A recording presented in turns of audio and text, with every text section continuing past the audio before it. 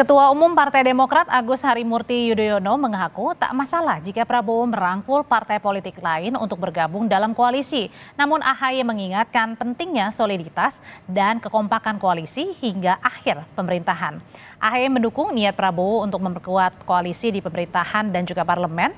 Partai Demokrat pun sudah komitmen akan mengawal pemerintahan Prabowo Gibran agar bisa bekerja untuk rakyat. Namun AHY mengingatkan ada faktor yang perlu dipertimbangkan.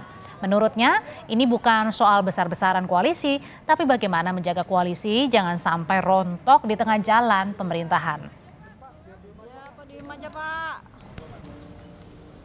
Yang jelas, semangatnya adalah bagus kalau memang semakin kuat koalisi itu, tetapi terus dipertimbangkan faktor-faktor lainnya. Bahwa sekali lagi bukan hanya besar-besaran koalisi, tetapi juga solid, kompak, setia dalam arti juga tidak di tengah jalan kemudian masing-masing begitu.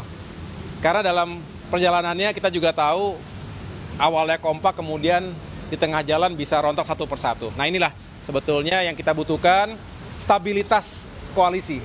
Jadi bukan hanya di awal, bukan hanya di tengah, tapi juga sampai dengan akhir.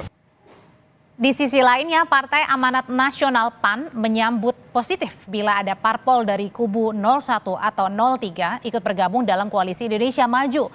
Mengenai masuknya PKB ke dalam pemerintahan Prabowo Gibran, dinilai PAN akan memperkuat posisi politik pemerintah di DPR. Partai Amanat Nasional mengapresiasi dan bergembira apabila ada partai politik pendukung 01 dan 03 bergabung di pemerintahan bersama-sama dengan Koalisi Indonesia Maju.